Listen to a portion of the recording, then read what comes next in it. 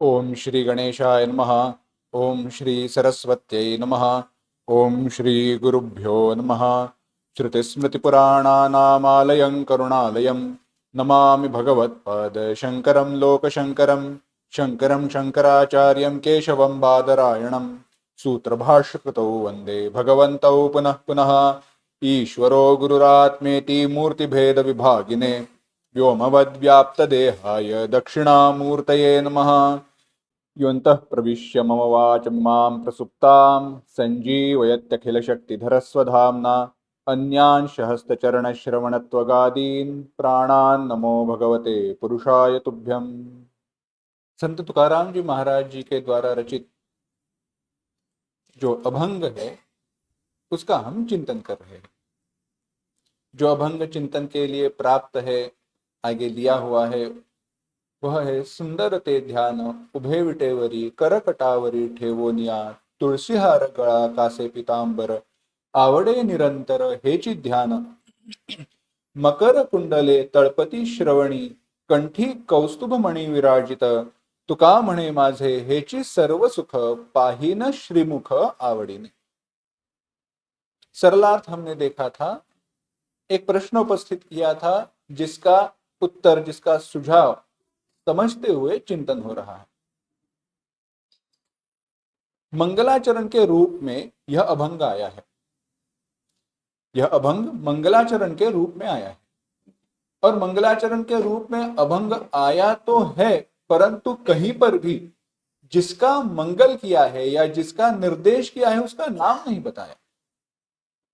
अगर मंगलाचरणों का विचार करें तो मंगलाचरण है, वस्तु निर्देशात्मक है, बाद में नमस्कारात्मक है, आशीर्वादात्मक है। कोई मंगल ऐसे होते हैं जहां पर आशीर्वाद दिया जाता है, स्वस्ति अस्तु, तो आशीर्वाद तुम्हारा भला हो, इस प्रकार का आशीर्वाद होता है।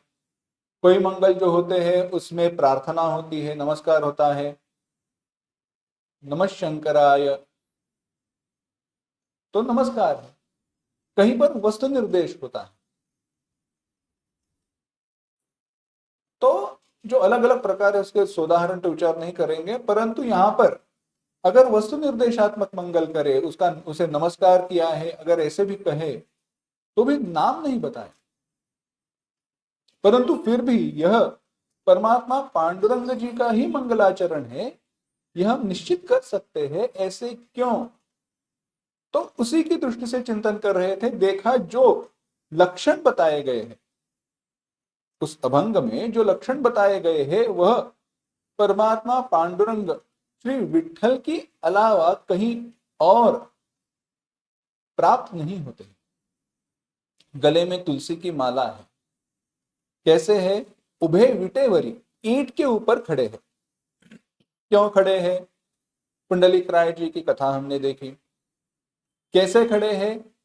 कमर पे हाथ रख के खड़े हैं। हाथ कमर पे ही क्यों है? बता रहे हैं जो मेरे भक्त है उनके लिए यह भवाब्धि है, यह जो संसार सागर है वह एकदम कमर के जितना ही गहरा हो जाता है। वे चलकर मुझ तक आ सकते हैं, आ जाओ मुझ तक, डरना नहीं है। और जो भगवान के भक्त है उन्हें तो कोई भय होना ही नहीं चाहिए। आगे बताया तुलसी हार गड़ा, गले में तुलसी की माला है, कासे पीतांबर, पीतांबर पीला वस्त्र पहने हुए हैं, आवड़े निरंतर हेची ध्यान, यह जो ध्यान है, यह जो रूप है वह मुझे बहुत पसंद है, सुंदर दिखाई देता है। और आगे कहा मकर कुंडले तड़पती श्रवणी, कानों में जो मकर कुंडल है वह तड़पती, दे आर ग्लोइंग, वो बड़े चमक रहे हैं, चमचमा रहे हैं। और कंठी कौस्तुभ मणि विराजित, गले में जो कौस्तुभ मणि है वह विराजित है। और आगे कह रहे हैं तुका म्हणे माझे हेची सर्व सुख, तुकाराम जी महाराज कह रहे यही मेरा संपूर्ण सुख है। और कह रहे पाहीन श्रीमुख आवड़ीने, श्रीमुख, वह जो उनका मुख है जो सर्व संपन्न है, वह मैं बड़ी आनंद के साथ देखूंगा। पाहीन। तो इनमें जो कुछ शब्द है, कुछ बताए गए हैं, उनका अभी विचार करना। यह सारा विचार तो हमने पिछली बार देखा। आगे जो देख रहे हैं, हमने कहा था जो शब्दों का जिनका विचार करना है उसमें एक मुख्य है सुंदर।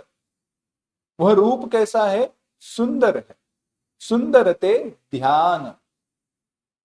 और आगे कहा है तुका म्हणे माझे हेची सर्व सुख। यही मेरा सर्व सुख है और आवड़ीने पाहीन, बड़ी आनंद के साथ मैं देखूंगा। तो विचार करते हैं, यह जो रूप है, रूप कैसा है? सुंदर है। अब सुंदरता, सुंदर इस शब्द से जुड़ा हुआ दूसरा एक शब्द है सौंदर्य, और एक और शब्द है लावण्य। संस्कृत में दोनों शब्द आते हैं, सौंदर्य और लावण्य, परंतु दोनों में भेद है। क्या भेद है? एक शब्द है सौंदर्य, एक है लावण्य। तो जो सौंदर्य है ना, वह स्वयं उद्भूत है। That which is natural beauty, वह सौंदर्य है। उसके लिए कोई अन्य साधनों की अपेक्षा नहीं रहती। वस्तु स्वयं ही सुंदर होती है, परंतु जो लावण्य है वह अन्य साधनों के साथ, अलंकारों से आभूषित, वह जो होता है वह लावण्य हो जाता है। कैसे? तुकाराम जी महाराज जी का ही एक अन्य अभंग है। उस अभंग में वे कहते हैं, लावण्याचा गाभा त्रैलोक्याची शोभा विटेवर उभा पंढरी। लावण्याचा गाभा, गाभा माने जो इसेंस है ना, कोर, उसका जो सार है, वह जो इसेंस है, लावण्याचा गाभा, गाभा माने सार, इसेंस, वह परमात्मा पांडुरंग है। माने लावण्य का जो इसेंस है, लावण्य का जो बेस है, अधिष्ठान, वह पांडुरंग है। परंतु यहां पर कहा यह साक्षात सुंदर है। तो सुंदर क्या है? एक कथा आती है, अकबर बादशाह ने बिरबल से पूछा, बिरबल बताओ इस हमारे राज्य में सबसे सुंदर क्या है? सबसे सुंदर बच्चा कौन सा है, किसका है? बिरबल ने कहा, जहां पर ना कोई कठिन बात नहीं है, मैं कल लेके आऊंगा। दूसरे दिन एक बच्चे को बिरबल लेकर आया, साथ में उसकी मां थी। उस बच्चे को देखकर कोई कहे इससे तो बंदर सुंदर है, ये बंदरिया का बच्चा है या किसका है? उसके रूप को देखकर जहां बना बादशाह ने कहा कि ये सुंदर है। बिरबल क्या कह रहे हो? बिरबल ने कहा उसकी मां से पूछो। तो मां ने कहा यह तो जगत में सबसे ज्यादा सुंदर ये है। तो सुंदर क्या है ना? अब यहाँ पे इतने सारे लोग आए हैं, हर एक से अगर पूछा जाए मिठाई, स्वीट्स, आपको मिठाई में क्या पसंद है, तो कम से कम सबसे ज्यादा क्या पसंद है? कि अगर आपको ऑप्शन दिया जाए, आपको कहा जाए कि अब आज से लेकर जीवन के अंत तक आपको केवल एक ही मिठाई खिलाई जाएगी, एक ही मिठाई खाने को मिलेगी, दूसरी कोई नहीं, तो वो क्या है? तो कम से कम 10 अलग अलग नाम तो मिल ही जाएंगे। चाहे वो पायसम हो, गुलाब जामुन हो, रसगुल्ला हो, पेढ़ा हो, पेढ़े के तो प्रकार होते हैं, मावे का है, खवे का है, बाद में यहाँ पर अभी नया दूसरा नाम खुरचिया, पेढ़ा, कुछ अलग से नाम पढ़ा सुना तो अलग अलग है, हर एक नाम मिलेगा। मोतीचूर के लड्डू है, कितने सारे नाम मिलेंगे। तो सुंदर क्या है? एक बड़ा सुंदर सुभाषित, उसमें कहा किमप्यस्ति पृथिव्यां वा सुंदरम वाप्य सुंदरम यदेव रोचते तस्मै यस्मै भवेत् तस्य सुंदरम। इस पृथ्वी पर, इस धरती पर क्या कोई सुंदर असुंदर यानी सुंदर कुरूप ऐसे कुछ है क्या? अस्ति सुंदरम वा असुंदरम? तो कहते हैं नहीं, यदेव रोचते यस्मै भवेत् तस्य सुंदरम, जिसे जो पसंद आता है वह उसके लिए सुंदर है। दधि मधुरम मधु मधुरम द्राक्षा मधुरा सुधा मधुरैव तस्य तदेव हि मधुरम यस्य मनो यत्र संलग्नम। दही मधुर है, मीठा है। मधु माने शहद, मीठा है। द्राक्षा, द्राक्षा माने जो अपना ग्रेप्स जूस, परंतु द्राक्षा वह जो मध्य हो जाता है उसका, वह भी मधुर है, किसी के लिए पसंद है, मीठा है। सुधा भी मधुर है, वह अमृत भी जो है वह भी मधुर है।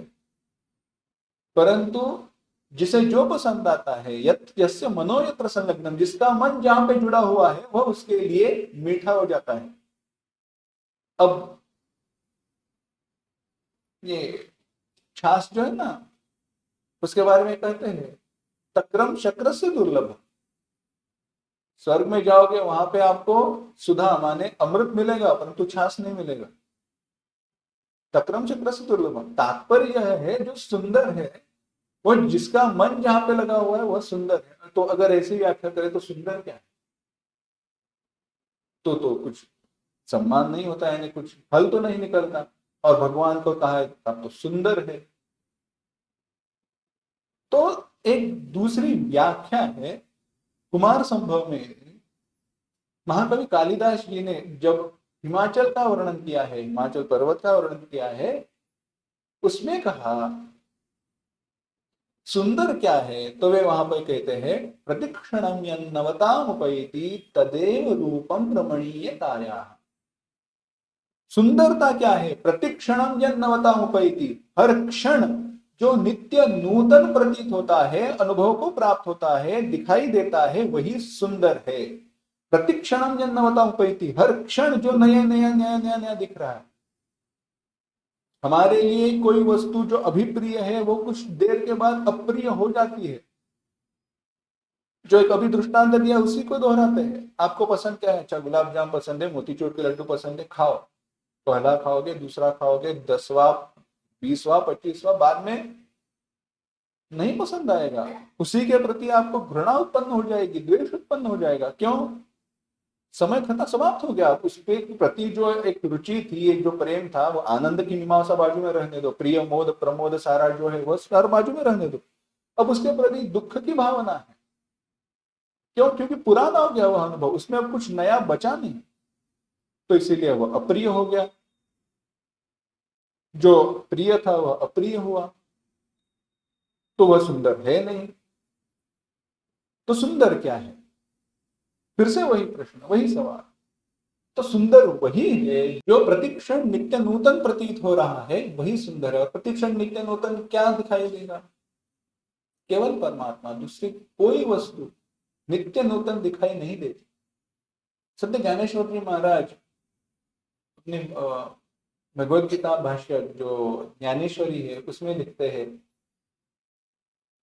हरु मणे नेणिजे देवी जैसे का स्वरूप तुझे, तैसे नित्य नूतन देखिजे गीता तत्व। ये जो गीता तत्व है ना, ये भगवत गीता है, उसका सार है कितनी भी बार पढ़ो कुछ नया प्राप्त होता ही है, नया मिलता ही है। लोगों ने इतनी सारी टीकाएं लिखी है, इतनी बार उसके ऊपर व्याख्यान किया है, प्रवचन किया है, परंतु फिर भी सुनते कान थकते नहीं है। क्यों? क्योंकि उसमें नित्य नूतन हमेशा कुछ नया प्राप्त होता ही है। ऐसा वह गीता तत्व है, वही सुंदर है। तो सुंदर वह है जो नित्य नूतन है, हमेशा नया, हमेशा नया। और उसमें तो सुंदरता की एक व्याख्या हुई, ठीक है, आगे और क्या? तो कहा नहीं नहीं नहीं, और कुछ बच गया है। अरे और भी कुछ बचा है? हाँ, क्योंकि सुंदरता जो है ना वो दो प्रकार की है, एक गुणात्मक सौंदर्य है और एक रूपात्मक सौंदर्य है। गुणात्मक माने गुणों के कारण सुंदर होना, और एक रूपात्मक, एक जो रूप है बाह्य, जो नेत्रों के लिए प्रत्यक्ष है। गुण दिखाई नहीं देते, अनुभव को आते हैं, समझते तो है, परंतु आंखों को दिखाई नहीं देते। आंखों को दिखाई क्या देता है? रूप। एक रूपात्मक सौंदर्य है और एक गुणात्मक सौंदर्य है। दोनों का विचार करें। अब पहले एक तो ऐसी बात है, कोई रूपात्मक सौंदर्य होगा, केवल रूपात्मक सौंदर्य होगा, केवल गुणात्मक सौंदर्य होगा, या रूपात्मक और गुणात्मक दोनों हो। चलो एक उदाहरण लेते हैं। केवल रूपात्मक सौंदर्य, यह जो सारा संसार है ना, जिससे हम चिपके हुए हैं, जो छोड़ना नहीं चाहते, वह रूपात्मक सौंदर्य है। क्यों हमें वो सुंदर क्यों लगता है? क्योंकि इसमें हमारी सुख बुद्धि है, और यह संसार बदलना इसका स्वभाव है, इसलिए हमेशा नया ही पसंद दिखाई देता है।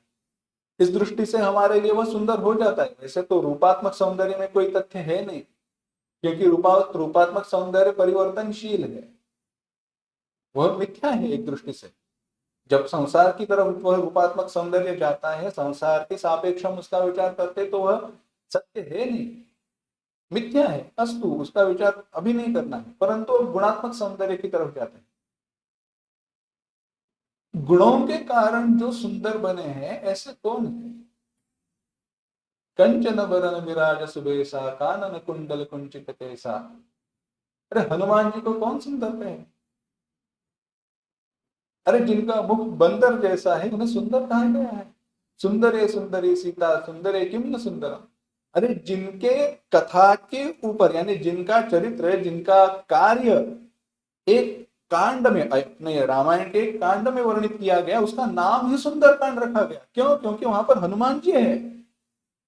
ऐसे हनुमान जी को सुंदर क्यों कहा गया? क्योंकि वो गुणात्मक सौंदर्य है, उनकी गुणों के कारण वे सुंदर है।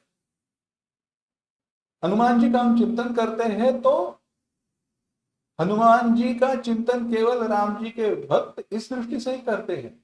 हनुमान जी सबके गुरु हुए, इसीलिए हम उनका चिंतन करते हैं, और उस चिंतन के कारण ही उनका रूप भी सुंदर हो जाता है। वह गुणात्मक सौंदर्य है। तो ये गुणात्मक सौंदर्य और रूपात्मक सौंदर्य दोनों भगवान के पास है।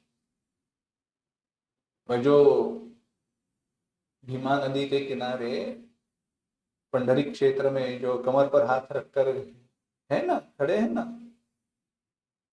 वह अपने रूप के कारण भी सुंदर है और अपने गुणों के कारण भी सुंदर है।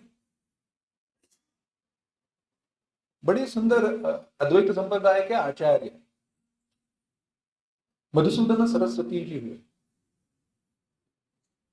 अद्वैत के निष्ठावान उपासक। सगुण के प्रति उनकी प्रीति नहीं थी ऐसे नहीं है, परंतु अद्वैत में अधिक रुचि थी। माना जाता है कि सगुण ध्यान या सगुण की प्रीति उन्हें गोस्वामी तुलसीदास जी के द्वारा प्राप्त हुई। अस्तु, वह कथा का ज्यादा विचार नहीं करना है, परंतु उनके द्वारा एक बड़ा सुंदर ग्रंथ रचा गया है, उसका नाम है भक्ति रसायन।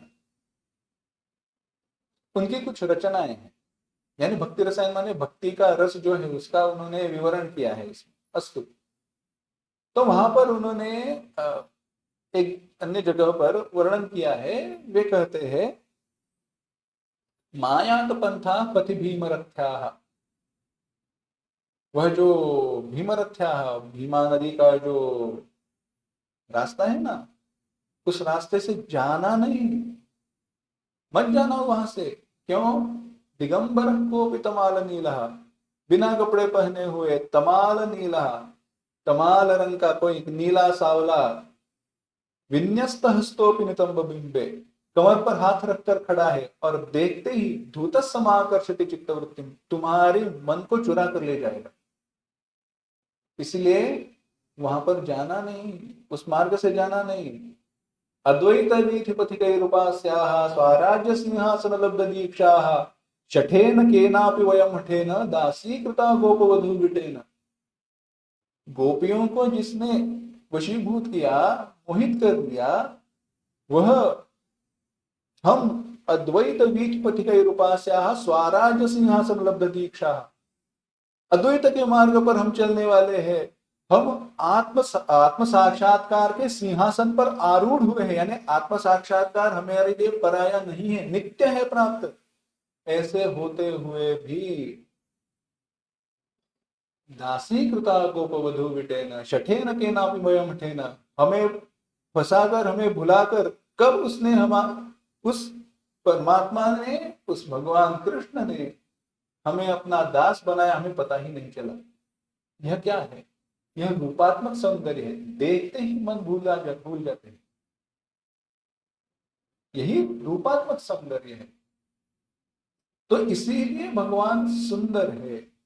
तो सुंदरते ध्यान जो कहा, तो रूपात्मक दृष्टि से वह केवल परमात्मा पंढरीनाथ का ही रूप है।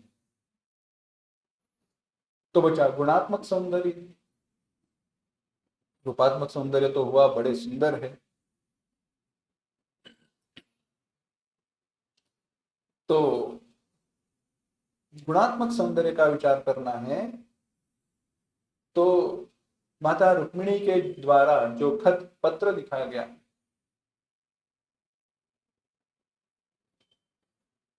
माता रुक्मिणी ने कहा है भगवान ऐसे करो, वह आदेश दिया।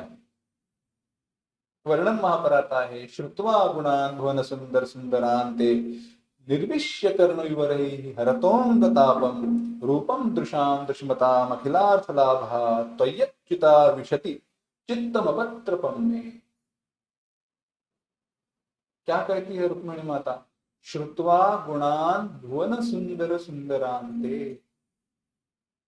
श्रुत्वा गुणान, भगवान हमने आपको देखा नहीं है, आप कैसे दिखते हो पता नहीं है, पर क्या है? श्रुत्वा, हमने केवल सुना है। क्या?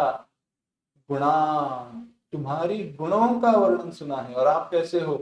भुवन सुंदर सुंदरांते, इस त्रिभुवन में, इस संपूर्ण सृष्टि में जो सुंदरों में भी सुंदर है। अब सुंदरों भुवन सुंदर सुंदरांते, हे भुवन सुंदर सुंदर, यह प्रातिपदिक है, यह शब्द है।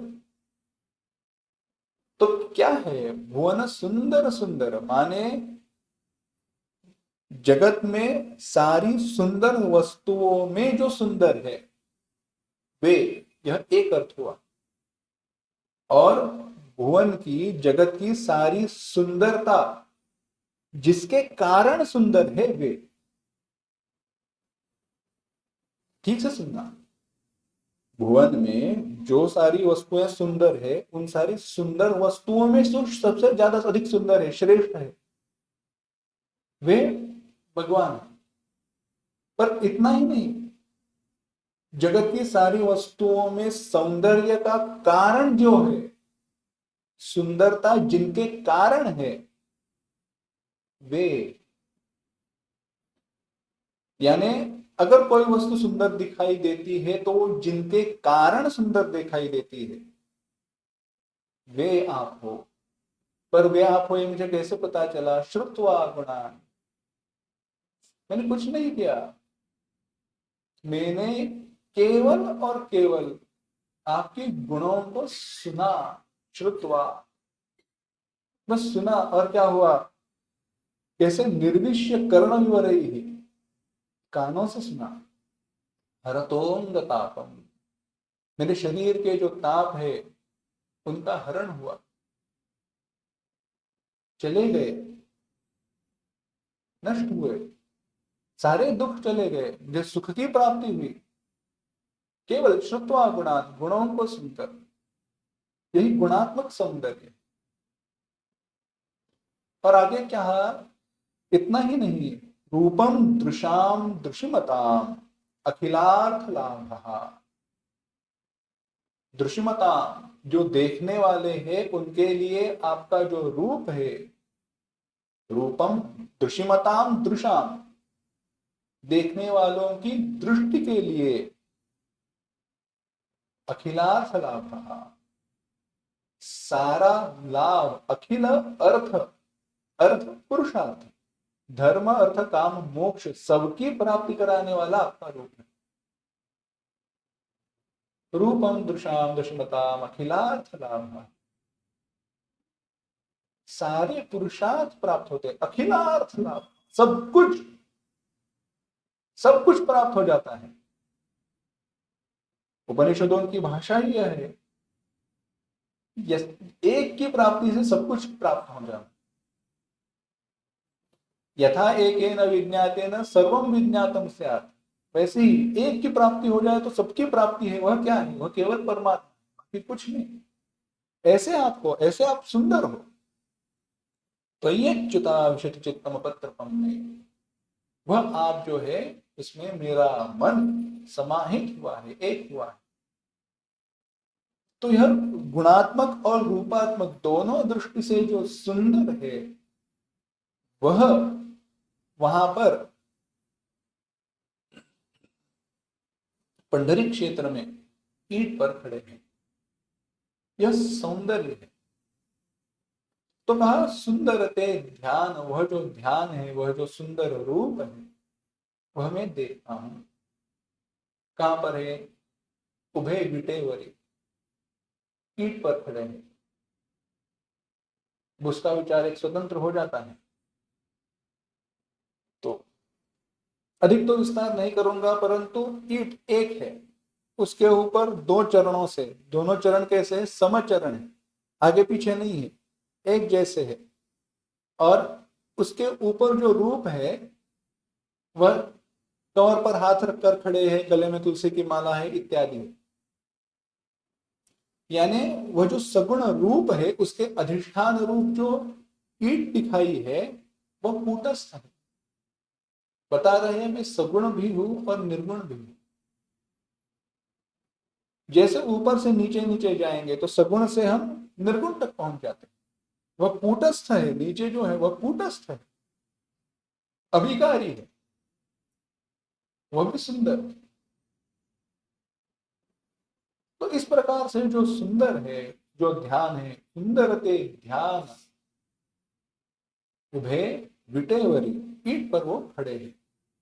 और कहा कर कटावरी ठयोनिया तुलसी हार गड़ा का से पीतांबर, आवड़े निरंतर हेची ध्यान। बस यही रूप मुझे सुंदर पसंद आता है, अन्य कुछ नहीं, अन्य कोई रूप देखने की मुझे इच्छा ही नहीं है।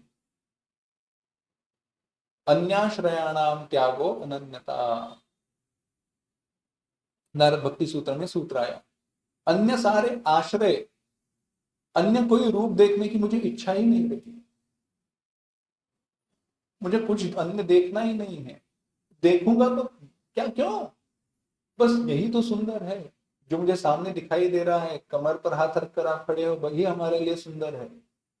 रूपम दृशाम दृश्यमताम पत्रपम में अखिलार्थ लाभ, वो जो अखिलार्थ लाभ है ना, वह है तुका म्हणे माझे हेची सर्व, सर्व सुख। तुका म्हणे माझे हेची सर्व सुख। सुख क्या है, देखो, केवल सुख कहे, अब थोड़ा फिर से वेदांत का चिंतन करेंगे। केवल सुख कहे तो वह परिच्छिन्न है, समाप्त हो जाता है। हम हमेशा कहते हैं सुख के विरुद्ध शब्द क्या है, दुख है, परंतु आनंद नहीं। आनंद के लिए कोई विरुद्धार्थी शब्द नहीं है, प्रतिशब्द नहीं है। तो सुख क्या है, सुख की मीमांसा की गई, सरल सी बात है। अभी विषय प्राप्त हुआ है तो करते हैं सुख की मीमांसा। हम मंदिर में गए, मंदिर में गए तो देखा अरे मोतीचूर के लड्डू दे रहे प्रसाद में, और हम तो लाइन में खड़े हैं, मोतीचूर के लड्डू पसंद है, तो अब क्या करें?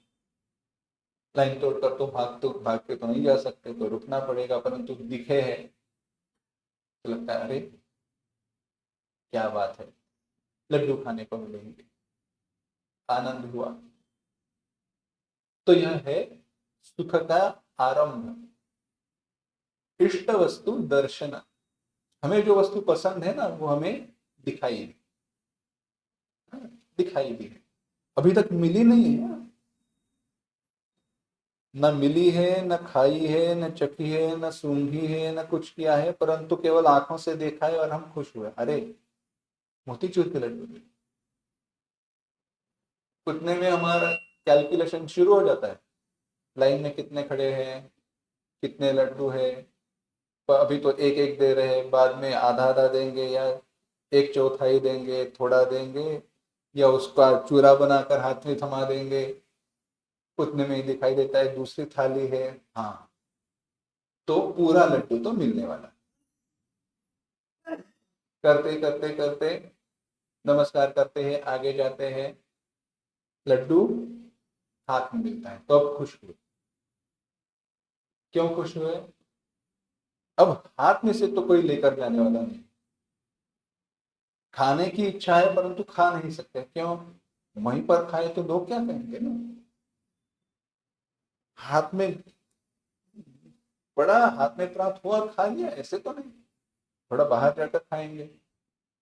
तो रुके हैं, यह है मोद, इष्ट वस्तु प्राप्ति।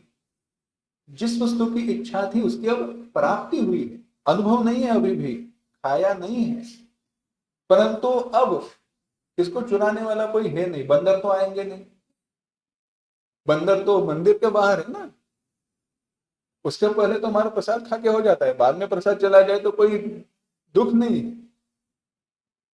तो ठीक है, हाथ में प्राप्त हुआ, बाद में बाहर जाने के बाद जब खाते हैं तो उस अनुभव के साथ हम एक हो जाते हैं, और वह है प्रमोद, इष्ट वस्तु अनुभव।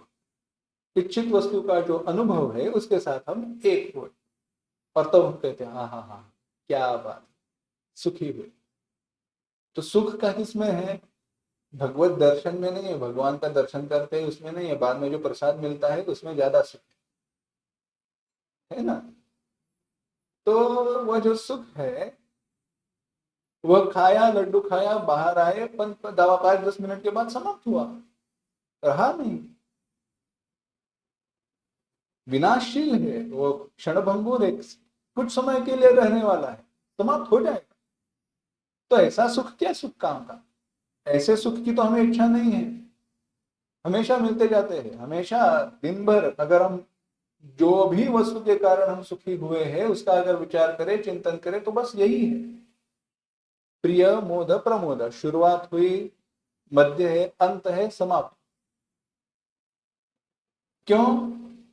क्योंकि वह अल्प है, छोटा है, मर्यादित है। परंतु तुकाराम जी महाराज यहाँ पर इसीलिए सुख शब्द को का उपयोग करते हुए कहते हैं सर्व सुख, यह मेरा सर्व सुख है। तो आनंद शब्द के लिए वे कहते हैं यह मेरा सारा सुख यहां पर समा हुआ है। सर्व सुख क्या है?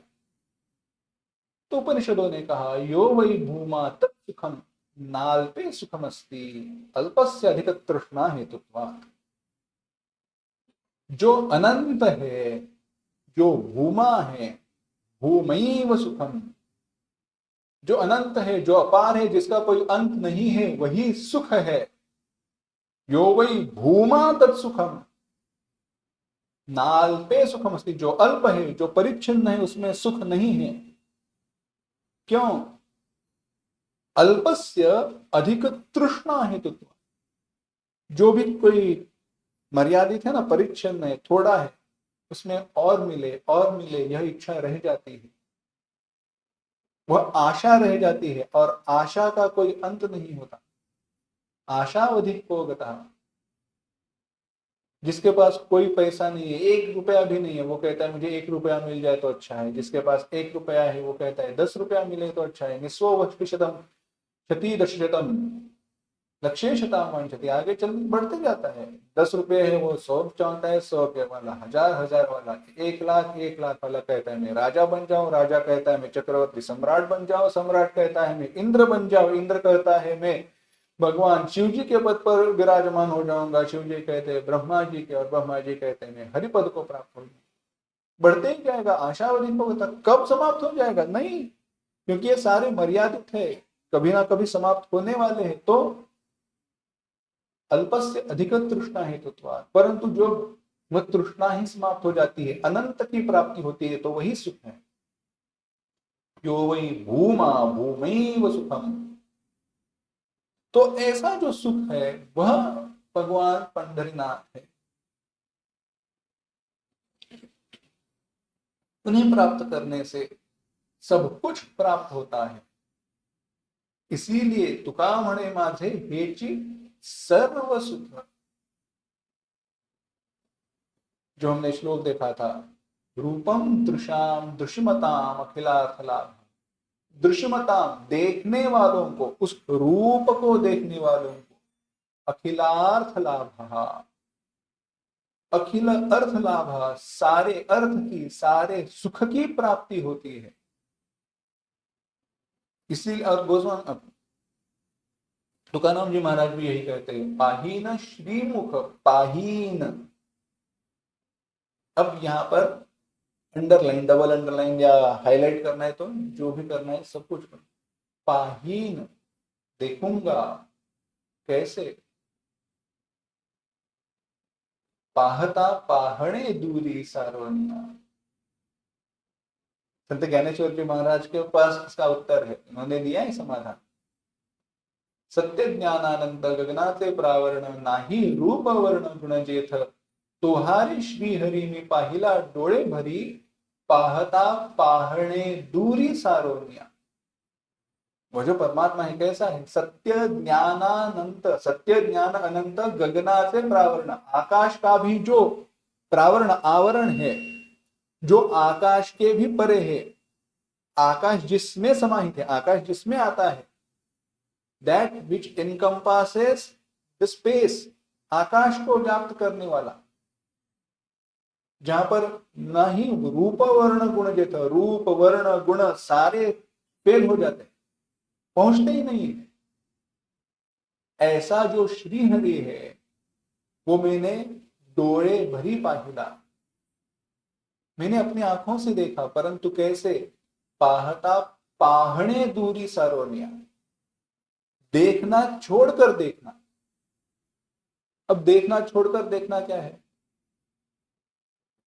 इस वस्तु को देखते हैं, कल शाम के ही सत्र में चिंतन किया हमने, देखते हैं, है ना? देखते हैं, आंखों को मूंद लेते हैं और हृदय में देखते हैं, तो वह देखना ही है ना। परंतु जब हम हृदय में देखते हैं, अपनी स्वरूप की दृष्टि से देखते हैं, तो क्या वह देखना है या देखने को छोड़कर देखना है? वह अपने से भिन्न देखना नहीं है, अपने से अभिन्न दृष्टि से देखना है। ऐसे में पाहीन, अलग में अगर मैं अपने आप से भिन्न देखूंगा तो वो भिन्न ही रह जाएगा। अभिन्न जब होगा तभी तो भूमा होगा ना, तभी तो व्यापक हो जाएगा। मुझसे भिन्न है तो केवल रूपात्मक रहेगा, मुझसे जब अभिन्न हो जाएगा तभी वह सर्व सुख हो जाएगा। इसीलिए भगवान तुकाराम जी महाराज कह रहे हैं, पाही तुका म्हणे माझे हेची सर्व सुख, ये मेरा सर्व सुख है, ये सबका सर्व सुख है ऐसे नहीं कहा, क्योंकि उनको पता है हमारे जैसे कोई ये करंट है, कोई ऐसे लोग हैं अनधिकारी है जो जाते हैं परंतु उन्हें वो सुख प्राप्त नहीं होता। जाते हैं, देखते हैं, कितनी बार गए, देख कर आए, परंतु फिर भी हम दुखी के दुखी हैं, संसार में फंसे हुए हैं। हम भी तो देखते हैं ना, पर क्या हम कह सकते हैं यह मेरा सर्व सुख है? हम तो मुंह से कहेंगे, परंतु उसमें कोई तात्पर्य नहीं, अर्थ नहीं है, नो सेंस, बस मुंह की बातें हैं। कब कह सकते हैं? जब उस रूप के साथ में अभिन्न हो जाता हूं, कभी भी मुझे मेरे लिए वह रूप पराया नहीं रहता, तब मैं कह सकता हूं पाही दिह तुका म्हणे माझे, तुका म्हणे नहीं, मी म्हणे माझे हेची सर्व सुख, मैं कहता हूं यही मेरा सर्व सुख है, मैं कहता हूं यह भगवान जो है। अब यहाँ पर परमात्मा पांडुरंग हो या गिरधर गोपाल हो या रामलल्ला हो, कोई भी रूप, यह मेरा सर्व सुख है, यह जब कब कह सकते हैं? जब उस रूप को हम अपने आप से अभिन्न दृष्टि से देखेंगे, तब तब आहीन श्री मुख आवड़ी में, क्योंकि और देखना क्यों है? क्योंकि सुंदर ते ध्यान है, वही एक रूप है, वह सुंदर है, देखने लायक है, बाकी कुछ नहीं। अब चिंतन कीजिए, आज सुबह हम रामलला का दर्शन करके आए, परंतु ध्यान में रखने जैसी कौन सी बात रह गई? बस एक ही है, बाकी कुछ याद आए ना आए कोई बात नहीं, परंतु रामलला का जो रूप है वह मन में मुद्रित हुआ है, तो बड़ी सुंदर बात। अखिलार्थ लाभा, वही तो लाभ है। तो यही तुकाराम जी महाराज कहना चाहते हैं, सुंदर ते ध्यान भय विटेवरी, पीठ पर वह ध्यान, वह जो सुंदर रूप है वह खड़ा है। कैसे खड़ा है? कर कटावरी ठेवनिया, कमर पर हाथ रखकर खड़ा है, खड़े हैं वो वहां पे। गले में तुलसी की माला पहनी है, वह जो रूप है वो मुझे पसंद है। हे जी ध्यान, उसी का मैं नित्य चिंतन करता हूँ, उसी को मैं बार बार देखता हूँ। क्यों? क्योंकि तुका म्हणे माझे हेची सर्व सुख, यह मेरा सर्व सुख है और इसे मैं बड़ी आनंद के साथ देखूंगा। ऐसे ही परमात्मा का कोई भी रूप हो, यहाँ पे तो परमात्मा पांडुरंग का वर्णन किया है। हाँ, एक तो महत्व की बात रह गई, तो यह जो है अतद व्यावृत्ति लक्षण है। ये परमात्मा पांडुरंग का ही चिंतन क्यों आया? नाम नहीं लिया, परंतु जो कुछ भी कहा उससे अन्य पदार्थों का हम व्यावर्तन करें, अन्य पदार्थों को दूर करें, तो जो बच जाता है वह परमात्मा पांडुरंग है। सीता मैया के, तो सीता मैया का विवाह हुआ और बैठे हुए थे राम लक्ष्मण भरत शत्रुघ्न, तो कुछ सहेलियां आई, वहां पर स्त्रियां आई और माता सीता को चिढ़ाने के लिए उनसे टोकने लगी, इसमें से तुम्हारे कौन है? और वो माता सीता थी ना, इसलिए उन्होंने कुछ कहा नहीं, नहीं तो ऐसे कहते थे ये मेरे, ऐसे नहीं कहा। मर्यादा पुरुषोत्तम की पत्नी है तो मर्यादा रखनी है। उन्होंने कुछ कहा नहीं, वो लीला है और इसका हेतु भी है, वो कुछ कहा नहीं। अच्छा वो ये है क्या? तो किसी ने शत्रुघ्न की तरफ इशारा किया, उसने कुछ नहीं कहा, उसने अपनी मुंडी हिलाकर कहा नहीं। भरत जी की तरफ इशारा किया, नहीं। लक्ष्मण जी की तरफ इशारा किया, नहीं। जब राम जी की तरफ इशारा किया तो उन्होंने कुछ कहा नहीं, तो बस मुस्कुरा।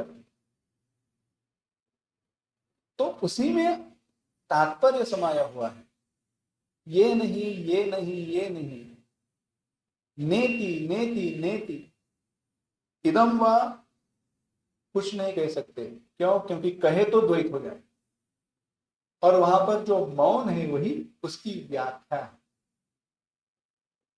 उसका अनुभव होने के बाद जो मौन हो जाते हैं ना, कुछ कह नहीं पाते, वही उसकी व्याख्या है। इसी प्रकार से पहले सब कुछ कहा और सब कुछ कहकर अंत में सारे अन्य पदार्थों का व्यावर्तन किया, अन्य पदार्थों को दूर कर दिया, तो जो बचे वही परमात्मा पांडुरंग है और वही तुका म्हणे माझे हेची सर्व सुख, वही सुंदर ध्यान है। और वही हम सबके हृदय में नित्य बसा रहे, ये भगवान के चरणों में प्रार्थना करता हूँ। और जो भी चिंतन हुआ वह भगवान को समर्पित करता हूँ। इस अभंग की सापेक्ष जो भी चिंतन हुआ उसमें जो कुछ भी सुंदर है, जो कुछ भी शास्त्रों के लिए, शास्त्रों के अनुसार है, अनुकूल है, वह गुरु परंपरा की कृपा है। और अगर कोई त्रुटि रह गई हो, कोई दोषपूर्ण हो, तो वह मेरे बुद्धि का दोष है ऐसे समझकर मुझे क्षमा कर देना। और जो यह सेवा है, यह जो चिंतन है, वह भगवान परमात्मा पांडुरंग की चरणों में, भगवान रामलल्ला की चरणों में समर्पित करता हूँ और वाणी को विश्राम देता हूँ। कुंडलीक वरदे हरि विठ्ठल श्री ज्ञानदेव तुकाराम। ओम शांति शांति शांति। हरि ओम। श्री गुरुभ्यो नमः। हरि ओम।